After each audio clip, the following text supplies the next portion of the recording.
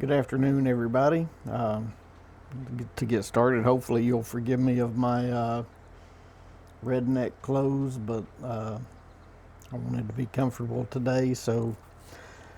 And I think I'm finally going to get around to what I had planned for the last 2 weeks. That God kind of moved me in a different direction. So let's talk about shipwrecked faith today.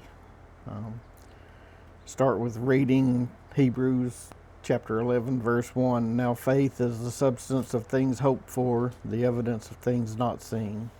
We got that definition, and y'all probably going to have to excuse the dog. She's out with me today.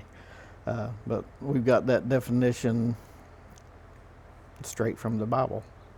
So that's what faith is, and sometimes it gets shipwrecked. There's three main reasons that I see in the Bible that we can have, well, four actually, shipwrecked faith. First one is we get shipwrecked when we try to circumvent God's plan. Let's talk about Jonah. So Jonah chapter 1 verse 1 says, Now the word of the Lord came to Jonah the son of Amittai, saying, Arise and go to Nineveh, that great city, and cry out against it, for their wickedness has come up before me. But Jonah arose to flee from Tarshish, from the presence of the Lord. He went down to Joppa and found a ship going to Tarshish, so he paid the fare and went down into it to go with them to Tarshish from the presence of the Lord. So we all know the story. Jonah got on the ship because he didn't want to do what God told him to do. He saw a great wind arise. They were about to get shipwrecked, so he stood up and said, Guys, it's because of me. So they threw him overboard. He got swallowed by a whale and then spit up on dry land. So after the second time God told him to go to Nineveh, he went. Sometimes it takes that little shipwreck for us to do what God has told us to do. Now, I've always heard that if we don't do what God has planned for us, He will get somebody else to do it. But why should we allow somebody else to get the blessing that comes from what God has asked us to do? It's just, why let somebody else steal your blessing? If you're the one that's supposed to do it, you're the one that needs to do it. So the second type of shipwrecked faith is we're shipwrecked because we don't listen.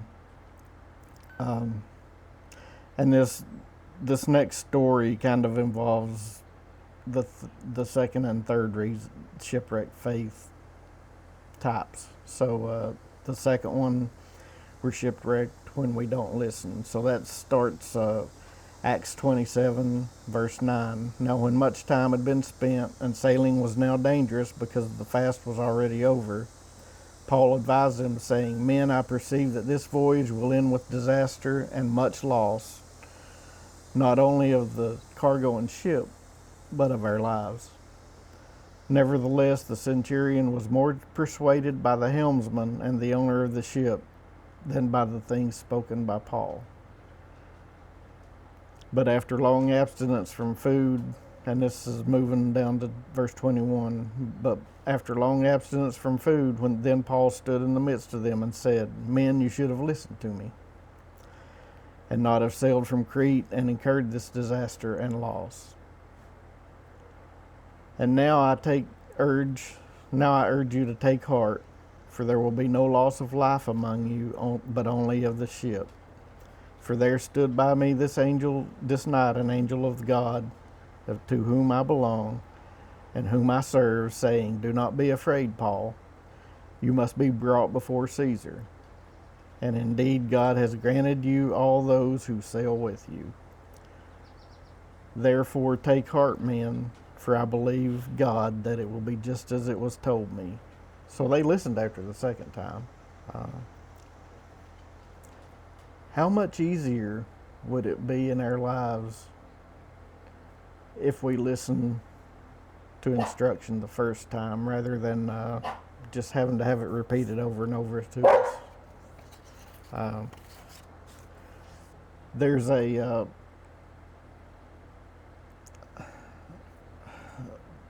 there's just a certain peace and a certain sense to listening the first time. So on down in that chapter, starting at verse 26, we talk about the third reason to be shipwrecked, and that's being shipwrecked for a reason. So starting at verse 26, it says, "However, we must run aground on a certain island. And when it was day, they did not recognize the land. But they observed a bay with a beach, onto which they had planned to run the ship if possible. And they let the anchors go and left them in the sea, meanwhile loosing the rudder ropes, and they hoisted the mainsail to the wind and made for shore.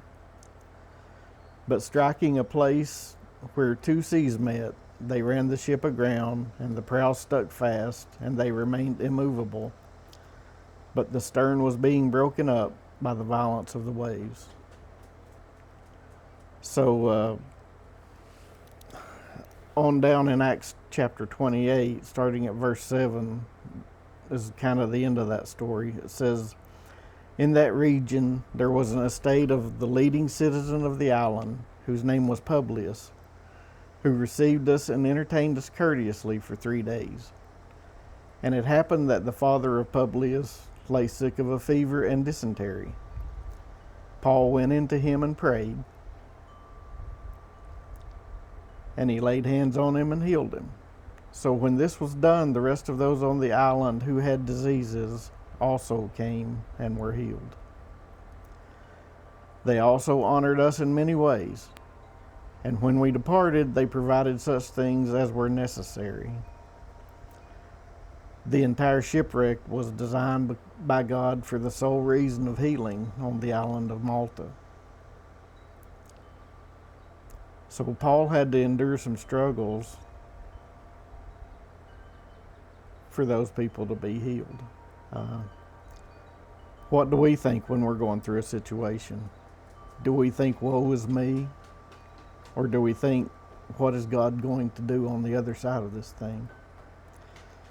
A lot of times I've thought, woe is me, but lately I'm thinking, what is God going to do on the other side of this thing? I'll give you a couple of examples, actually 3 examples of that. In 2016, I lost my job.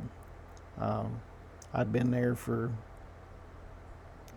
over 20 years. And, you know, when it first happened, it was a little painful. But throughout the whole process of me going from that job to another good job, God healed my faith. I won't say I never doubted. There were days when I struggled, but I was off work 8 months. We never missed anything. We never missed a payment on anything. We never missed a meal. God provided throughout those 8 months for us to have the same lifestyle that we had had up until that point. And then he provided me another job. That job, even though I made 40%, well, 30-some% less money, our lifestyle again did not change. Our amount of giving did not change. It's crazy. God math worked much better than human math ever could. So the second time, and y'all have already seen a video of this if you watched it. If not, I would encourage you to go back and watch the one called Hurting Knees. It's a story of Pastor Eric and how the epicenter was formed. Basically, in a nutshell, he stepped in a hole, ripped his quad from the bone, and was kind of kind of put in a place where he couldn't do a whole lot for a while. God was preparing him to start a church called the Epicenter. Was a church with a small number of people, but a lot of things were accomplished. The third one that hopefully we'll get to see on this channel at some point, I have a friend that had a wife who went in for a surgery that was somewhat routine, and she never woke up from the anesthesia. It had to get to the point of the husband saying, "Okay, God, I know what I want, but whatever your will is in this situation, please do it. Please allow your will to happen." The very next day, his wife started getting better. So, sometimes that shipwreck feels really painful, but there's a good reason on the other side. The fourth shipwreck is a warning from God. So this is in 1 Timothy chapter 1, starting at verse 18. "This charge I commit to you, son Timothy, according to the prophecies previously made concerning you, that by them you may wage the good warfare." Hang on a second, let me put the dog in the house.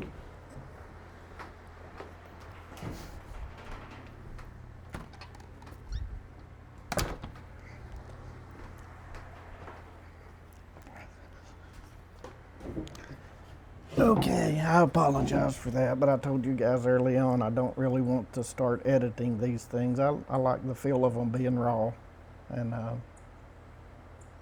so we'll go with that. We were interrupted for a few seconds with the dog barking, but I think we can overcome it.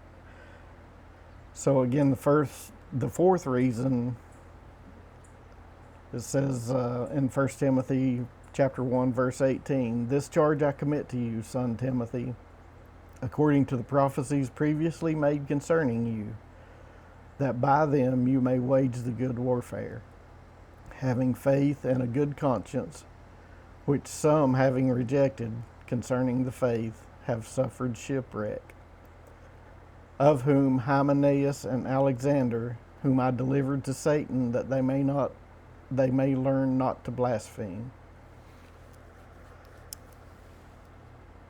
And they're also repeated in 2 Timothy chapter 2, verse 16. "But shun profane and idle babblings, for they will increase to more ungodliness, and their message will spread like cancer. Hymenaeus and Philetus are of this sort, who have strayed concerning the truth, saying that the resurrection is already past, and they overthrow the faith of some." So historically, looking back at it, Hymenaeus and Alexander were proponents of antinomianism. It's a big word, but it's basically the belief that Christian morality is not required. The definition of it is one who holds that under the gospel dispensation of grace, the moral law is of no use or obligation, because faith alone is necessary to salvation. The second definition is one who rejects a socially established morality. So these guys believe that morality wasn't important at all. And for that, they suffered shipwreck of the faith, and they were turned over to Satan, so that they may not learn to blaspheme. I don't know about you, but I don't want to be turned over to Satan. I want God's protection for everything I do. And if I were to become a believer of something like this antinomianism, my hope is that God would show me that I'm wrong really quickly, so that I don't take it far enough to to mislead anybody else. So I want to leave you with a quote from Joan of Arc. I've used this quote before. I absolutely love it, and I just want to leave you with it to think about. Every man gives his life for what he believes. Every woman gives her life for what she believes. Sometimes people believe in little or nothing. Nevertheless, they give up their lives to that little or nothing. One life is all we have, and we live it as we believe in living it, and then it's gone. But to suffer what you are and live without belief, that's more terrible than dying, more terrible than dying young. So think about the meaning of that quote as it relates to being shipwrecked. And I know sometimes we feel like we're shipwrecked, but a lot of times in that shipwreck, God has a plan. God has a reason. And God will bring us through that shipwreck stronger than we were before. God bless you. You guys keep hanging in there, and let me know if you like this video or not. Talk to you later. Bye now.